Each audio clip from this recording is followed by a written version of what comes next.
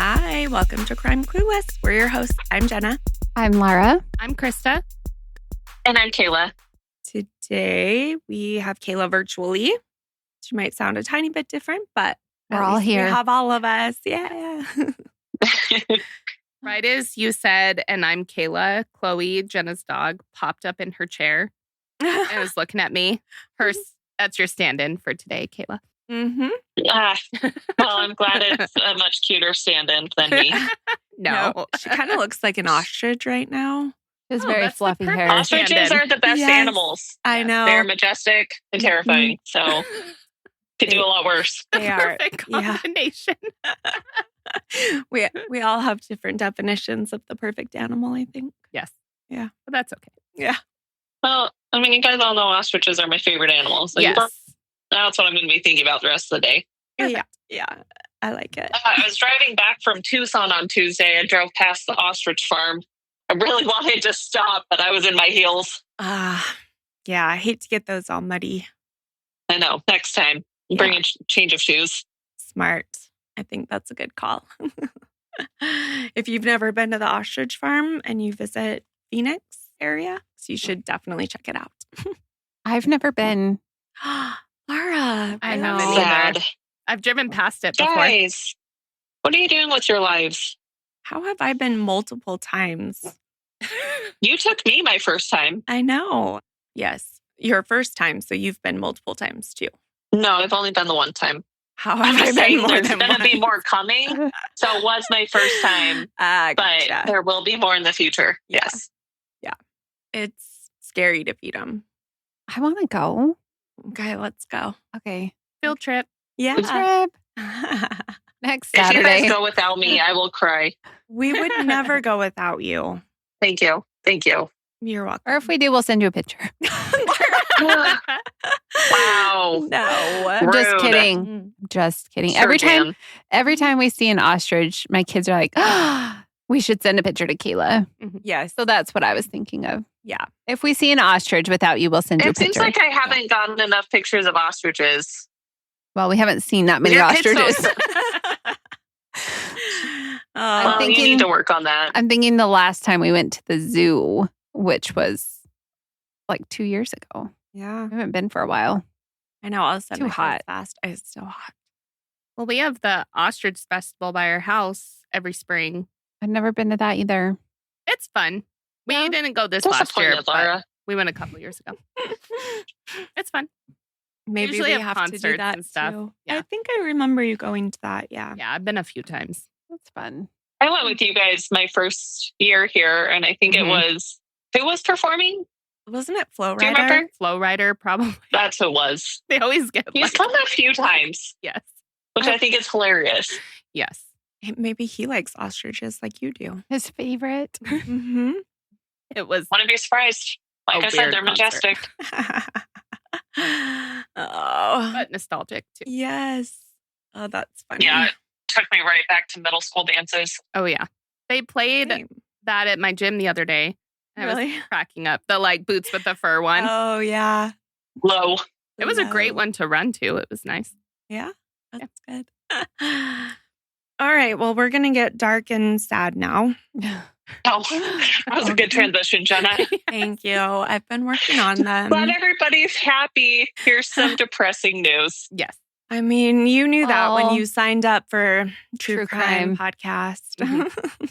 It's true. We're going to be talking about the disappearance of Beverly Carter. Should we jump in? Yep. Let's do it. Okay. It was Thursday, September 25th, 2014, a gorgeous fall-like day for Beverly Carter. It had indeed been a great day. By about 5:15 that evening, she was wrapping up at the office. She was excited to head home. Beverly was 50 at the time, and she was top of her game in the Arkansas real estate world. She was one of the top sellers at her Cry Leak Realty office in North Little Rock. She called her husband, Carl, to check in and let them know that she had one last appointment at 6 p.m. A new couple had contacted her to see a house in the small community of Scott, which is just outside of Little Rock. Talking to Carl, she said, I'll show them the house, I'll pick up dinner, and head home. Carl and Beverly have been married for nearly 35 years, and together they'd built a happy life in the Little Rock area. They had had 3 children, and now they had 5 grandkids. Beverly and Carl had a good routine, and they always looked forward to their quiet evenings together. So then Beverly headed out to do what she'd done hundreds of times before: meet prospective buyers, show them a property. Part of her job, routine, normal. She was looking forward to meeting her new clients. It was a husband and wife. The house that Beverly was scheduled to show them that evening was empty at the time. It was bank owned at 14202 Old River Drive in Scott, Arkansas. The house was a little bit out of the way, and it was in a quiet location near a lot of farmland. Beverly arrived in her brown Cadillac SUV around 6 p.m. and parked in the driveway as usual. She was trying to soak up the final days of warm weather, wearing a black sleeveless top and red shorts. Beverly was well known for her friendly smile and big, bright personality, making her the ideal realtor to work with many clients. She could get along with everyone. Getting out of the car, she called out to let them know that she was there. But after that moment, no one who loved Beverly ever saw her again. Oh, Yeah. That's awful. By 7 p.m. and then 8 p.m. that night, Carl, who's Beverly's husband, began to worry. It doesn't take that long to show a home, and he kind of expected them to communicate about dinner when she was done, and he hadn't heard from her. By 8, he knew she really should be home by now, but the hours were passing with no call or text check-in from Beverly. Carl's unease grew by the minute, and by 9 p.m., he decided to hop in the car and drive out to the address that Beverly had given him. Maybe her phone had died. Maybe she needed a hand with something. When he pulled up to the Old River Drive house, a chilling scene awaited him. There was Beverly's Cadillac sitting in the driveway, driver's side door closed, purse on the seat inside, no sign of Beverly. The front door to the house, though, stood wide open with lights on. As Carl walked over to the house, no one was there. There was no other car. Carl called out for his wife, but he was answered with silence. Panicking now, he called 911 to report her missing. Pulaski County Sheriff's deputies arrived and inspected the scene. The situation felt wrong. Nothing obvious was stolen. Beverly's purse was still in her car, wallet and ID intact. But they didn't like the fact that the home's front door lock was missing. Which, if you've ever looked at homes, they have the realtor's lock on them so that people can get in and out, but leave it secure when they leave. It looked to them like maybe someone had yanked the entire lock mechanism out. Whether to prevent the door from locking, we don't really know. Maybe it was so that Beverly couldn't barricade herself inside, or maybe to cover up fingerprints, evidence, something. I'm not sure. What Carl and the deputies did know was that Beverly was gone, seemingly vanished without a trace from the house that she had presumably entered just a short while before. One of Beverly's coworkers, Stacy, later said in disbelief, she pulled up and now she's gone. Stacy had gone to the house and was standing outside amid flashing police lights. The sense of dread in the air that night was palpable. Friends, family, fellow agents, they all rushed to the scene. And from this community response, you can tell just how loved and respected she was. Everyone was asking, where's Beverly? No one thought that she would disappear on her own.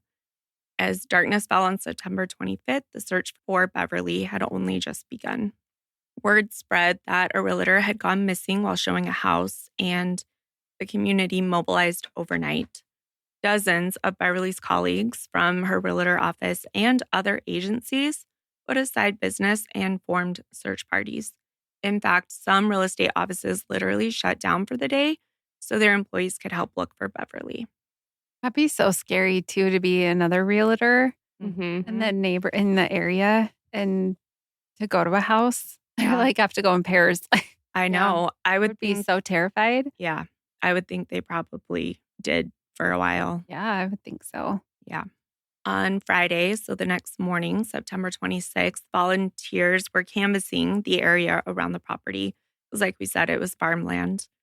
They trudged through fields and ditches on foot and ATVs, shouting out Beverly's name, just hoping to find anything. Did they know who she was meeting there? Not yet. They're okay. They taped up missing person flyers with Beverly's face on every post. They handed out leaflets to passing drivers. It was heartening and heartbreaking all at once. Heartening to see so many people mobilize so quickly and come together, but heartbreaking for the reason that they were. One of Beverly's brokers, a man named David, helped organize the civilian search guide. My expectation is to find Beverly and to find her okay, but time is of the essence, he told the crowd of volunteers, trying to suggest urgency. The county sheriff's office led the official investigation.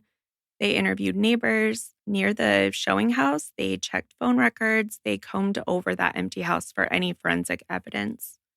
Deputies asked the local farmers to please inspect their remote fields and barns in case the missing woman had been left somewhere on their land. And the response in this case is so different from some that we've talked about, both the police not just assuming that she walked off on her own, and also the farmers being willing to let them go through and look on their land and for them to go and look, Mm-hmm. I was thinking, is it Brandon Swanson? Yeah, I was thinking about his case when you Mhm. said that. Me too. This situation almost immediately was considered critical. And the longer Beverly was missing, the more panic and danger they were sensing. Behind the scenes, investigators were chasing down leads. One crucial clue came from Beverly's own computer and phone records. In the middle of the night after the disappearance, a coworker of Beverly's, a woman named Susan, got a call from the sheriff's office asking for help. Her coworker got the call Mm-hmm. of someone asking for help? Okay. Well, the sheriff's office reached out to her coworker to ask for help going through her files to find out who okay. she was supposed to be showing the house to. Okay. That was my first thought. Who was Mhm. she showing this house to and why? Mhm. They started that so fast, which, That's good. yeah. Yeah, I mean, that would be scary. You are meeting a bunch of people in random places that you've never met. Mm-hmm. I would be nervous in Mhm. that profession. Yeah. Especially like a house that's empty too. And out in the middle of nowhere. Yeah. Mhm. Yeah. Yeah. They went through Beverly's work email, her client database, trying to identify who this last couple was that scheduled the showing. They scrolled through emails, texts, looking for any name or number that might match this 6 p.m. appointment. They did find records that showed Beverly had been communicating with someone about the house on Old River Drive. The contact info, however, wasn't straightforward. It turned out the phone number Beverly had for these clients was from a throwaway text me app. So essentially a fake number used to conceal the caller's identity. Oh. Yeah. Huge red flag. Yeah. Investigators issued an exigent subpoena, which is like a pressing or urgent type subpoena, to the text me service so that they could trace that anonymous number to an actual cell phone. They found that it belonged to a woman named Crystal Lowery, who lived in nearby Jacksonville, Arkansas. Crystal wasn't Beverly's client, so who was she? And why is she using a fake number? Detectives dug deeper and discovered that Crystal was married to a 33-year-old man named Arron Lewis. With that information, they were able to start putting some of these pieces in place. They had an actual suspect name and fairly quickly, but it wasn't a reassuring suspect. Arron Lewis had a rap sheet of previous felony convictions for theft, etc. He was out on parole at the time, and by all indications, he was not relocating as a home buyer that they had pretended to be. Hmm. On Sunday, September 28th, So 3 days after Beverly vanished, the sheriff's office obtained a warrant for Arron Lewis's arrest on kidnapping charges. Real fast. That is Yeah. really fast. I'm glad that's moving quickly. Yeah.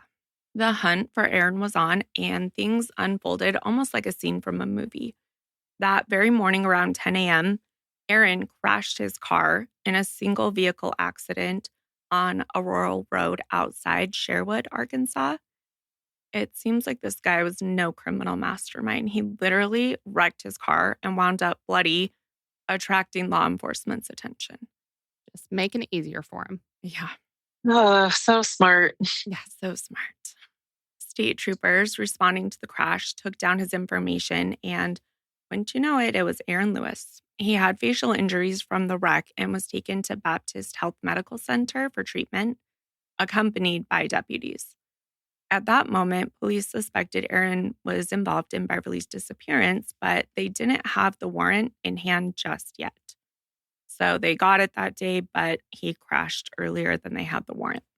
They were still compiling enough evidence to get the warrant approved. So they posted an officer to keep an eye on him at the ER, but Arron complained of pain and was sent for a CT scan.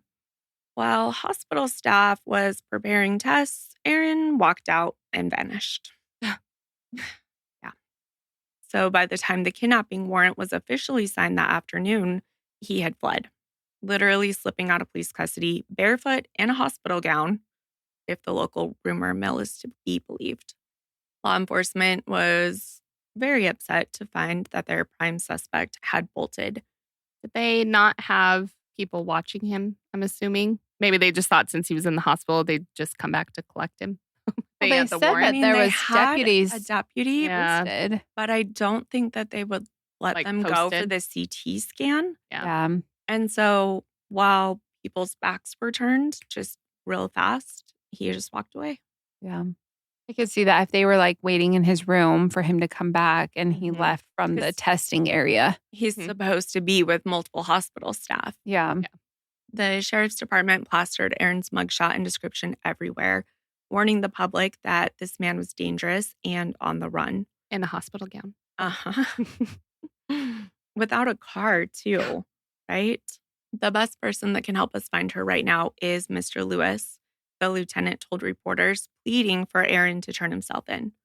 Officers swarmed Jacksonville and Little Rock looking for him. Fortunately, they didn't have to wait long. Within 24 hours, so Monday, September 29th, police caught up to Arron Lewis and arrested him in Little Rock. The details of his recapture weren't immediately public, but given his appearance, he still had facial bandages from the wreck, and he wasn't exactly inconspicuous. With Arron finally in custody, detectives interrogated him for over 12 hours straight. Officers desperately tried to get answers. Where's Beverly? What did you do? What do you know? Were they talking to the wife as well? Mm-mm. Because it was coming from her phone. Yeah. And That's so, Maybe, well, I wonder if it's because Arron had the previous rap sheet, right? Mhm. So maybe, but they should be talking to They them should be both. talking to them both. If she was the one texting her. Yeah. And Beverly thought she was meeting a couple. Yeah. And we don't know if it was just her phone that had set up the number that was texting Hmm. or who Beverly had talked to, male or female, right? Yeah. But I know. I agree. what was your though. husband doing? Was he, Mhm. I don't know. Yeah, I mean, you should definitely have both of them there. Yeah. I don't think they know where she is right now. Okay. The wife? Yeah, Arron's wife, Crystal. So Arron admitted to kidnapping Beverly. He confessed to that, but he refused to say what happened next or where she was. Oh. He insisted he hadn't harmed her, but beyond that, he wouldn't say anything else. But you can't have her. Yeah, right? And you're not really saying why. Frustratingly, Arron spun this vague story and said he had this mysterious accomplice named, quote, Trevor, who was involved. This turns out to be completely false. It's just this name he tossed out, hoping to mislead police. Investigators checked into it and concluded at this point, Lewis is the only suspect and the only person that we've been looking for. I'm still baffled that they weren't looking for his wife, too. I know. I feel like there's... Especially if they don't know where she is and they haven't talked to her. Yeah. Bring in anyone that could possibly be connected. Yeah. Yeah. So I'm not sure if there's something they're not sharing with the public Hmm. or why they were just so focused on him. Yeah. Weird. Yeah. Because even if she doesn't have a rap sheet, it doesn't mean that She's not involved. not involved or that she hasn't done things in the past that she hasn't gotten caught for. I don't know. Yeah. And at the very least, it was set up. They traced it to her phone. Right. Yeah. Yeah. She should, be Yeah. in there. Investigators felt like time was running out. 4 days had passed now with Beverly missing. Even as Lewis was being uncooperative, the sheriff's office did get a major break in the early hours of Tuesday, September 30th. Acting on new information, which was later revealed to be cell phone data, a team of deputies raced to a concrete plant in Cabot, Arkansas, which is about 20 miles from the house where Beverly vanished. The location was no random spot. It was the Argos Concrete Company property, which is a place that Lewis had previously worked and knew well. With permission from the landowners, the officers began to search the grounds behind the plant, scanning with flashlights in the darkness. Before long, they found what they feared: a section of freshly disturbed earth. In a shallow grave, they uncovered the body of a woman. And by dawn, the tragic news came. It was Beverly Carter, found dead, hastily buried. Oh, that's awful. Aw, that's so sad. So sad. It's hard to even describe the emotion that hit the community. They were feeling sadness and anger, a little bit of relief that at least she'd been found and could be brought home, but just heartbroken, especially for her family. Yeah. The sheriff, visibly shaken, offered condolences to the family and told them it's just not what we wanted. We really had hoped to find her alive. Yeah. Beverly's husband and sons were notified in person that morning by investigators who shared the awful news with tears in their eyes. The Carter family released a statement that captures their heartbreak. They said, "We are devastated at the loss of our precious Beverly. Mr. Lewis robbed us of an amazing wife, loving mother, and grandmother. Her grandkids will never get to know the magnitude of her greatness," which is hard to read and not feel a lump in your throat and Yeah. a pit in your stomach. A vibrant life was senselessly taken, and an entire community mourned. With Beverly's body recovered, they booked Arron Lewis in jail. The case shifted from a frantic search to a determined quest for justice and answers. Investigators now had a crime scene and a suspect who at least had partially confessed. But why? Why target Beverly of all people? That question burned in everyone's mind. Arron gave them a chilling hint as he was being led to and from the sheriff's office. In front of news cameras, a reporter shouted, "Why Beverly? Why target her?" With this bizarre, disgusting mix of smugness and indifference, Arron answered, "Because she was just a woman that worked alone, a rich broker." Wow. Ugh, that's gross. Right? He flat out admitted that she was singled out because she was an agent working solo and someone they assumed had money. That's terrible. Yeah. Hearing that makes my blood boil. The utter callousness of viewing a sweet grandmother as just a, quote, rich broker target. And also, for the record, the perception of wealth was enough for Arron. Beverly's family later clarified that she wasn't rolling in cash, but to Arron, it didn't matter. At first, police thought that Arron had acted alone, as he claimed, which, again, I don't really understand when it's coming from his wife's cell phone. Right? Yeah. But something didn't add up. Who was the woman that Beverly thought she was meeting? She told her husband she was showing the house to a married couple, a man and a woman. Arron obviously wasn't a couple by himself. And of course, we know that text me number led to Crystal. Within a day of Arron's arrest, investigators pieced together evidence that Crystal was involved too. Oh, surprise. I know. We've been saying that since the beginning. I know. You got that phone number on Friday night. Yeah. I don't understand, but I guess they were pretty targeted on his rap sheet. Which is, Yeah. It's understandable, but you should at least bring her in for questioning. when it's to her cell phone. Well, and Yep. she's even the spouse. It Yeah. just, It makes sense. Made sense to us. yeah. Yep. Investigators were piecing together evidence that Crystal was involved too. Phone records revealed communication between Beverly's phone and Crystal's phone around the time of the crime and leading up to the crime. Not specifically from the Text Me app, or Yes, from that. it was. Okay. But just But- specifically from her phone. The Text Me app is just to get like a burner number Oh, okay. and then still using her actual cell phone. Okay. That makes sense. And then remember Aaron's own statements talking about a Trevor. co-conspirator. Yeah. Though he tried to fake the Trevor story, the real partner he was obviously talking about was Crystal. Police quietly kept digging. It took a month, but on October 30th, they finally were able to arrest Crystal at her home in Jacksonville. She was charged with capital murder and kidnapping, same as Arron. She was accused of being an equal participant in this plot against Beverly. As deputies led Crystal out in handcuffs, cameras captured the image of a 41-year-old woman in a blue t-shirt, head down, saying nothing. The community was stunned. A husband and wife crime team had been hiding in their midst. Not in ours, though. Seems. No. Especially when you're talking about doing it for money. you Yeah. know? At the time of Crystal's arrest, details remained scant. The case file was sealed by a judge at prosecutor's request. So everyone was left asking how and why this couple would carry out such a horrific act. Over the next year, as the legal process unfolded, the whole story of what happened to Beverly finally emerged, and it was more twisted than anyone knew. It turned out that the entire crime was a calculated kidnapping for ransom scheme driven by greed. Pure and simple. Arron and Crystal were in a financially tight spot, so they made this desperate plan to abduct someone for quick cash. That they didn't even know what Yeah. kind of money she had. Yeah. That's bizarre. They're not criminal masterminds, first off, and they did not No. do homework, secondly.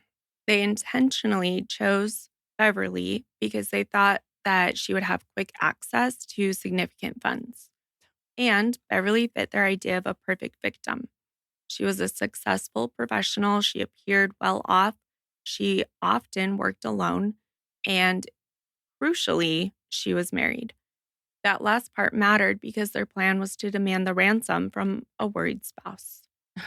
In fact, Crystal later testified that they had scoped out other potential victims in the Little Rock area, apparently trolling through the real estate listings and agent profiles Wow. before settling on Beverly Carter. That's terrifying. Mm-hmm. Yeah, it is. It's really scary. She has, like you said, no connection to them. Yeah. They believed a realtor would be carrying cash and that her family could quickly pay about $100,000 for her safe return.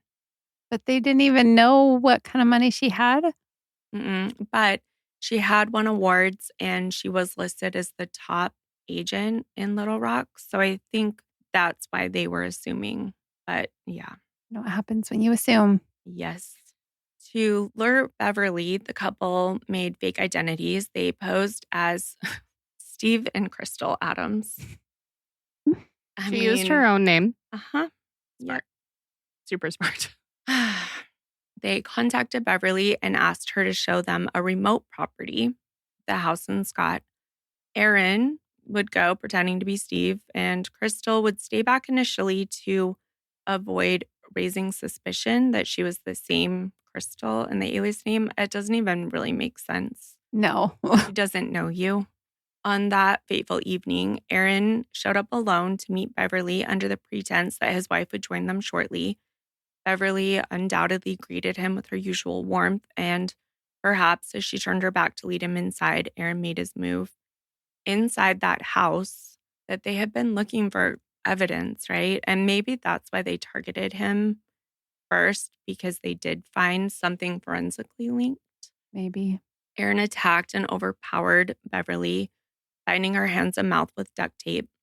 We later learned from evidence that he used green tape to tie her up, and made sure to put tape over her face as she struggled. He likely ambushed her swiftly. I'm sure she wasn't on the defense. And at the end of a long day. Mm-hmm. Yeah. And think you're meeting this nice couple to show them a new house. Yep. There were no signs of a prolonged struggle at the scene.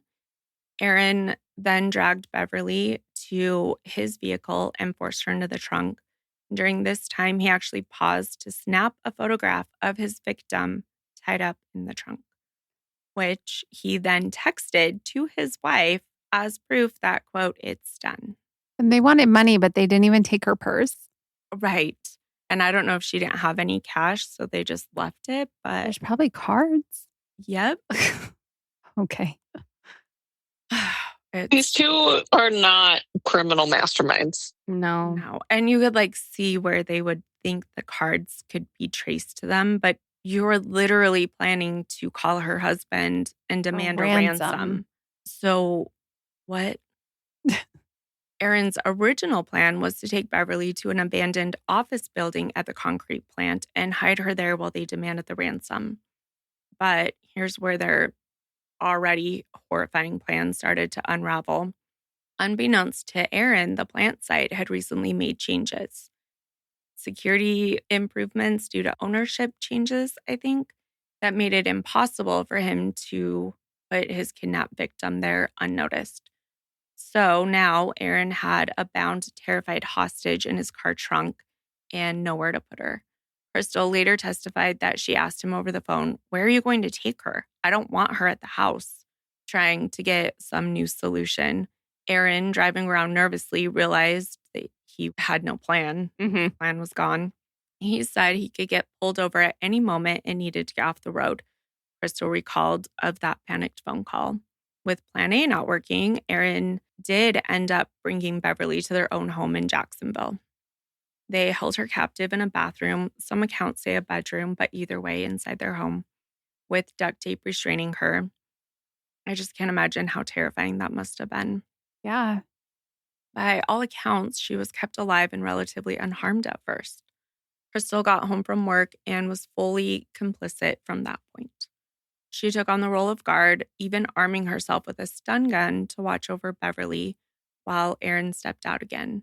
And why did he step out? Because during the kidnapping, Arron had grabbed Beverly's debit card and PIN, but then he realized that he left her purse.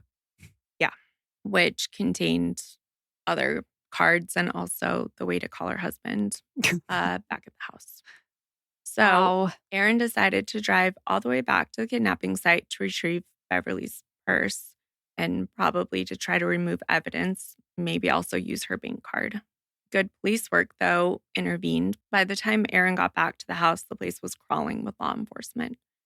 Remember, Beverly's husband had found the car, called 911 that same night, and everyone was there searching and looking for clues.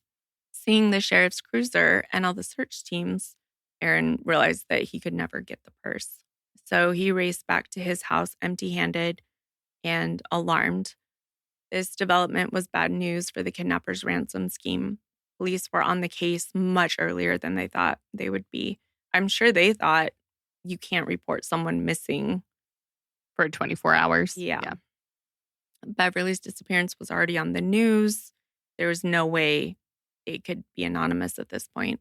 So Arron and Crystal hastily tried a ransom ploy anyways. They forced Beverly to record a 12-second voice message pleading with her husband Carl to cooperate and pay up, warning, "Don't call the police, it could be bad." Carl actually didn't receive that message, though, until after everything was over. It either never got sent or was delayed. I'm not entirely sure. They never even had a chance to help her. Oh, that's terrible. With the purse left behind, the police involvement obvious, the couple started spiraling. They realized that it would be nearly impossible to get any money now, and any ransom pickup would be a trap. And worse, they had a living witness tied up in their bathroom. Yeah, she's seen their faces and has been in their home. Yes. Crystal later admitted the heartbreaking truth. She wanted Beverly gone. She told the court that she and Arron decided that they had to eliminate Beverly because, like we just said, she could Mhm. identify them and they were afraid of being caught. She was especially worried because Beverly might have seen prescription bottles in the bathroom or in the bedroom with Crystal's name on them. Their full names. Mm-hmm. Not that she didn't know her name in the first place because she didn't even use an alias. But she changed the last name, Krista. Yeah, that works. Ugh, so awful. It's gut-wrenching to think that instead of seeing Beverly's humanity, freeing her, they just viewed her as a problem to get rid of. Sometime during the night on probably the 26th, Arron murdered Beverly in cold blood. The method was as cruel as it was horrifying. They just wrapped duct tape around her entire head, covering her nose and mouth, and Oh, left her to suffocate. Yeah. that's so Awful. sad. Prosecutors later said that Beverly died in agony and terror. Yeah. Ugh, it's just so awful. Heartbreaking. Mm-hmm. Oh, this is horrific. Yeah. In opening statements, Pulaski County Deputy Prosecutor John Johnson described, "She died a horrible, terrifying death that no one deserves. The last thing Beverly experienced was unspeakable terror at that man's hands." Mhm. Listening to that in court, jurors and seasoned attorneys had tears. Beverly's cause of death was formally ruled asphyxia by external airway obstruction. After killing Beverly, Arron and Crystal were left with her body, which I guess they didn't really think about either. The next morning after the abduction, the two of them went out and bought a shovel. They drove to the remote Argos concrete property, which, despite earlier issues, was now the best place that they could come up with, given, how familiar Arron was with it. Under cover of early morning light, they hastily dug a shallow grave and buried Beverly's body, hoping that it would never be found. Although, like, how dumb that Mhm. they picked a place that he was very familiar with. And directly tied to. Yeah. Are they on the list of like the dumbest criminals? I mean, if they're not, they should be. Yes. I was actually thinking that you were going to say because there never was like a ransom made for her, that he had accidentally covered her mouth and nose when he put her in the trunk and she died on the way Oh, to her house. yeah, That happened in one of my Oh, it's awful. that is really, really sad. That's what I thought you were going to say happened, but then it kind of happened. But on purpose. on Yeah. purpose, Purpose. worse. Way worse. In their minds, they thought they had covered their tracks, but within days, evidence led straight to the site.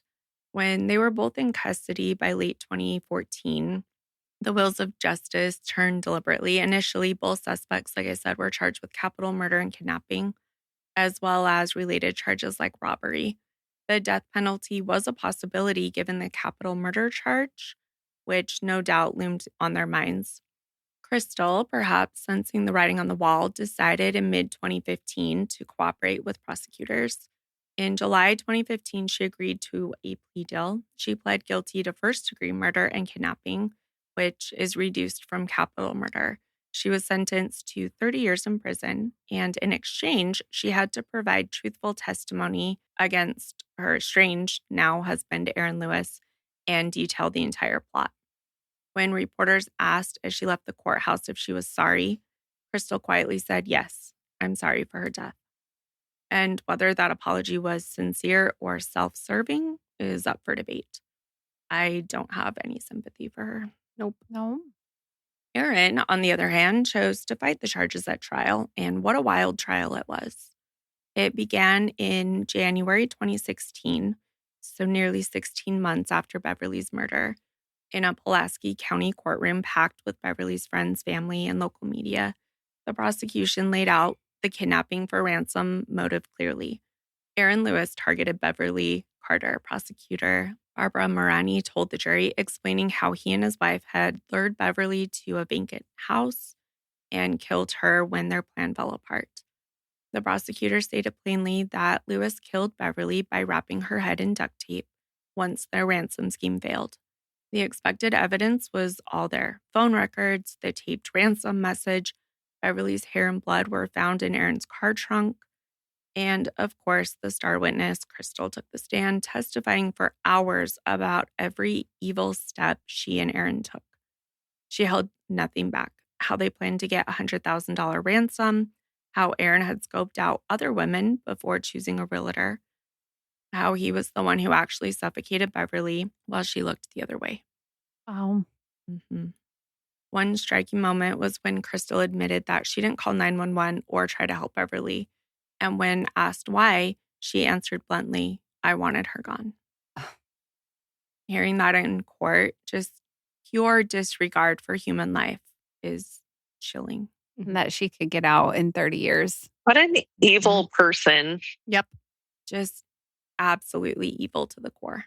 To just pick some random person Mm-hmm. to try to get money, and then, like, when that falls apart, just kill them. Mm-hmm. She should be life in prison. Yeah, especially for first-degree murder. Yeah. Mhm. After 30 years, because she could get out 70. Oh, yeah. Or if she gets out Earlier. earlier from parole. Yeah, which is awful. Yeah. Arron Lewis's defense team, led by an attorney named Bill James, spun this bizarre tale in an attempt to save him. They claimed that Beverly's death was a tragic accident that occurred during a consensual adult encounter. Yes, they went there. Awful. Mm-hmm. The defense floated this unsubstantiated story that Beverly had secretly met up with Arron and Crystal for some adult encounter. And that she died accidentally during some kind of bondage act gone wrong. Essentially, they are trying to smear Beverly and paint her as this unhappy woman in a midlife crisis who was living out this secret life and trolling for risky hookups. That's terrible. Yeah. What? I understand it's their job. Like, it's their job to make sure that he doesn't go to prison, but to just smear the character of someone who's just died is really terrible. And to make up something so wild. Yeah. Ugh, it's so gross. And yes, these like the defense attorneys, I know, like you said, it is their job, but this is just cruel. Yeah. They pointed to some minor marital issues, which completely unrelated from decades earlier, and maybe a slight dip in her recent real estate sales, insinuating she was financially desperate and reckless. I mean, can we talk about victim blaming? Mhm. Ugh. Beverly's family was outraged, which they, Understandably. yes, at these claims. Her son later said the defense's false portrayal of his mom and the questioning of his parents' marriage was like rubbing salt in their wounds. Oh, for sure. Mm-hmm. That's disgusting. Mm-hmm. To be honest, the defense's story is almost as absurd as I've ever heard, and it almost makes it laughable if it wasn't so cruel. They had zero evidence of Beverly living any secret life. And in fact, her husband Carl took the stand. He candidly acknowledged the challenges in their nearly 35-year-old marriage. He admitted that decades ago, he'd had an affair, and once, years back, they had some kind of argument that did get physical. But he testified that things were very good between them when she died, that they had worked through those old issues long ago. The Carters were, by all accounts, a normal, loving, happy couple in 2014. The jury seemed to sense that the defense was just making up wild stories, grasping at straws, so to say. Arron Lewis himself added to the courtroom theatrics, despite earlier trying to represent himself, as they all seem to want to do, and filing rambling documents. He even posted a weird multi-page affidavit on Facebook with his version of events. At trial, he did have an attorney and eventually chose to testify in his own defense. Good. Sink yourself. Get up there. Yes, I love that. Good. Sink yourself. His testimony was, frankly, a train wreck. Arron was combative and spun the same far-fetched narrative. He claimed, yes, he admitted to kidnapping Beverly initially, but only because he wanted to protect his wife, Crystal, and figured that no one would believe him due to his criminal past. Then he stuck to the story that Beverly had voluntarily come with him for, as he put it, sex games. Oh, but her blood and hair in the trunk of his car. Mm-hmm. Yeah. That was just from getting rid of the body. Oh, Yeah. Like what? If it's consensual, then there would be no reason to kill her at the end. Well, that was an accident. He said Crystal accidentally suffocated Beverly during this consensual encounter. And then, so you don't call 911? exactly, he says they panicked. So then he described in graphic detail, some taken from that awful Facebook note he made. He described the route he drove with Beverly. He made up intimate details of her state of undress and how she, quote, was accidentally suffocated during what, again, he's just trying to say is a consensual encounter. The whole gallery in court was just shaking their heads. At one point, Arron even mused that he used some software to mimic Beverly's voice in the voicemail to Carl. I don't believe he'd be capable of doing that. No, me either. What we're doing. The don't call the police message that we mentioned earlier, saying he did it because it might be an angle to get something out of someone.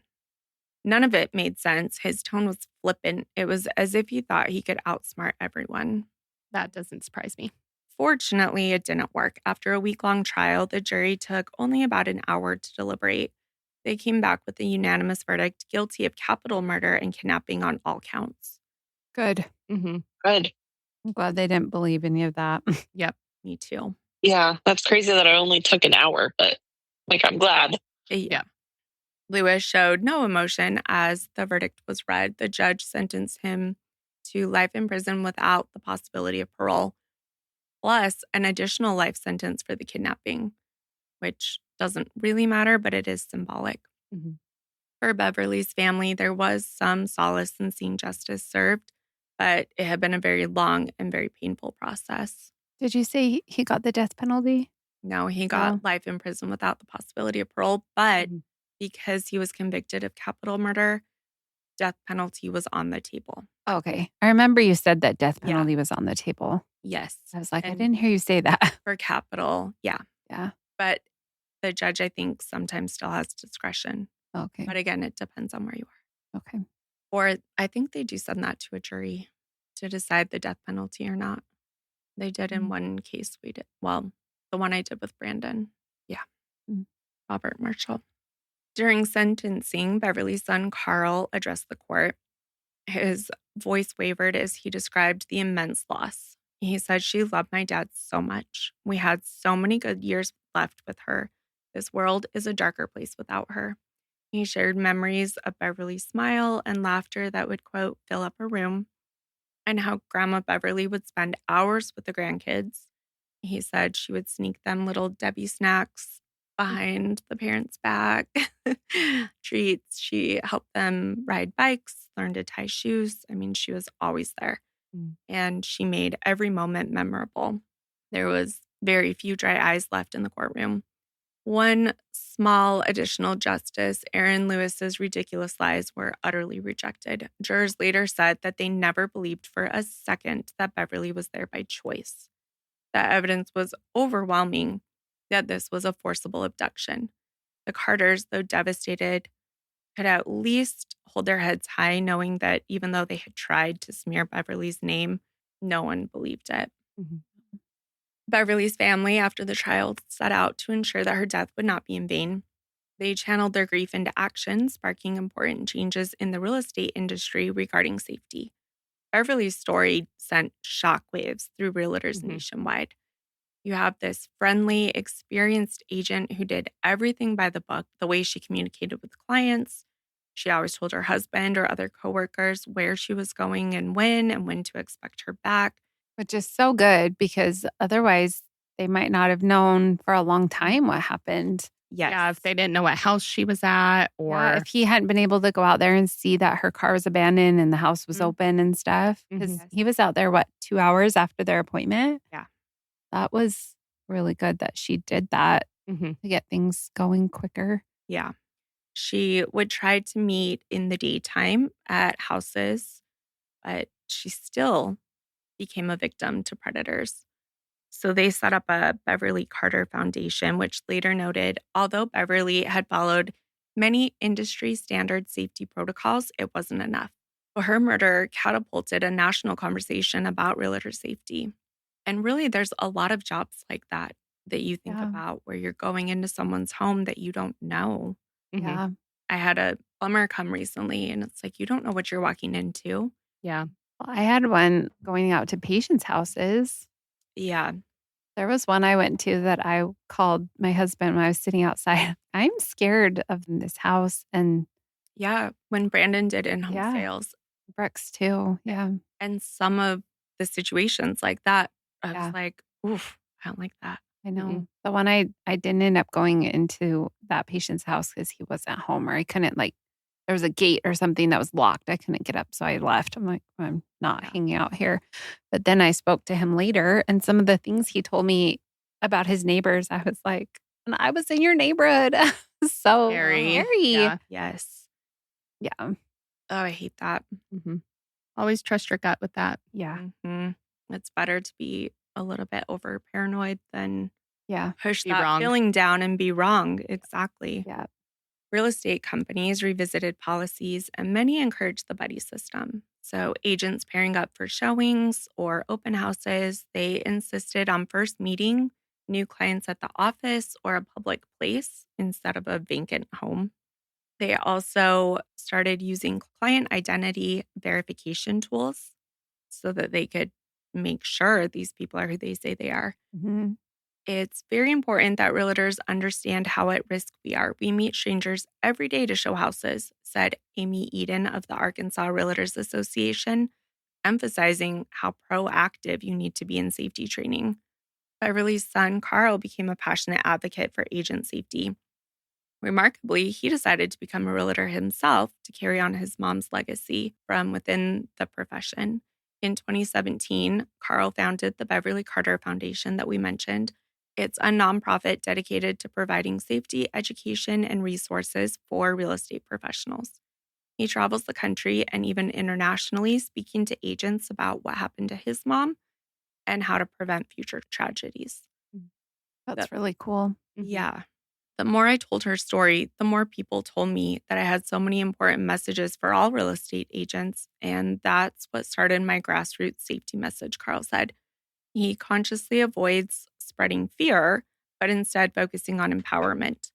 We're not going to be great at our jobs if we're constantly looking over our shoulders in fear.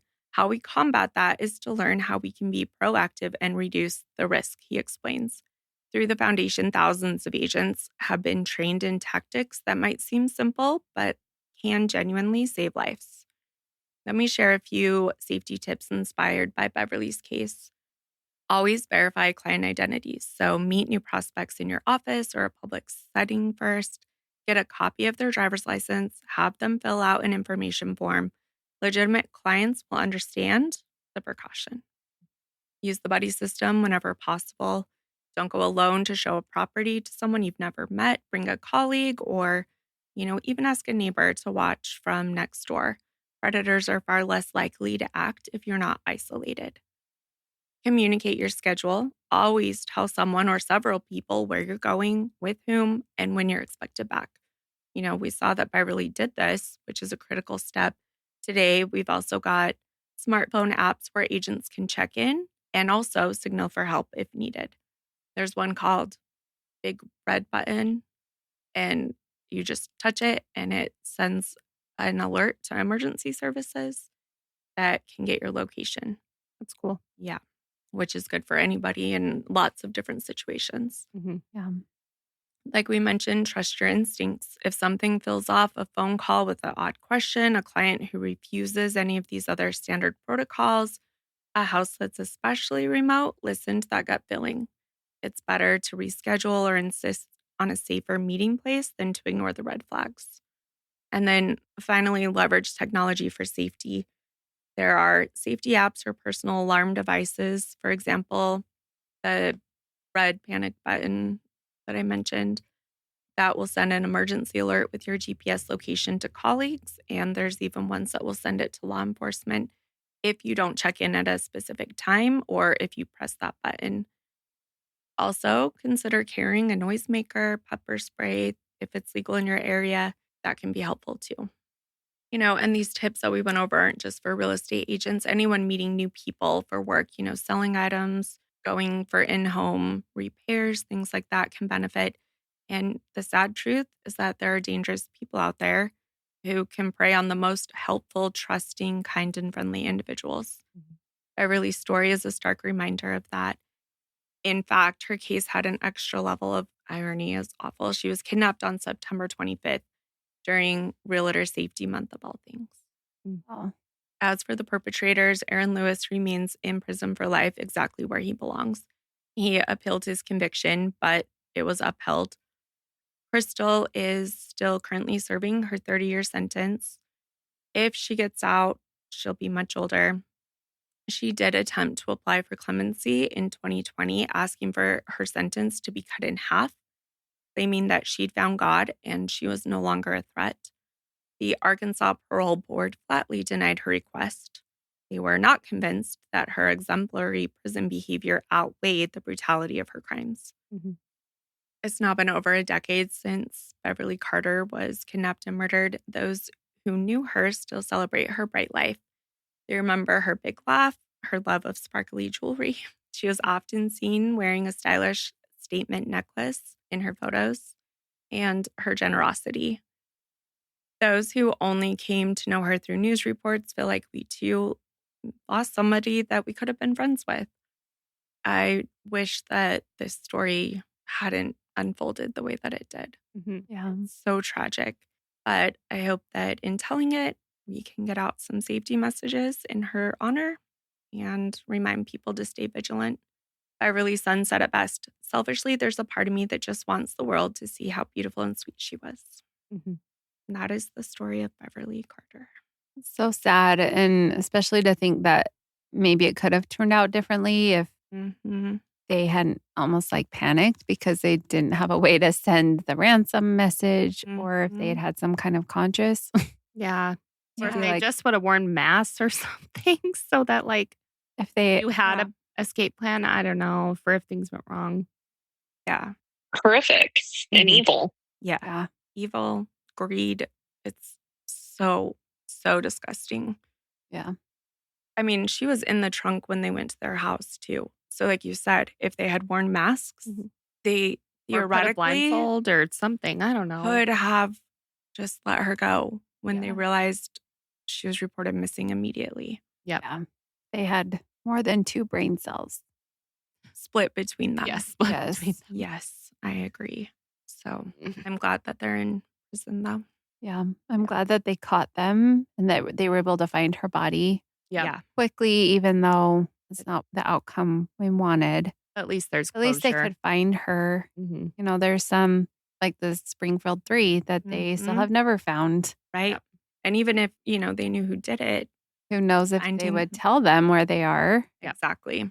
There's so many people who go missing and are never found. Yep. And their family never gets that closure. Which is awful. Well, thank you for joining us. If you want to read more about Beverly, dig into the foundation that they started in her honor, or see any of the resources that we used to write this case, you can go to our blog, which is linked in our show notes, or go to crimeclueless.com, go to the contributor section, and you'll find our blog linked there. We would love to hear if you have any stories.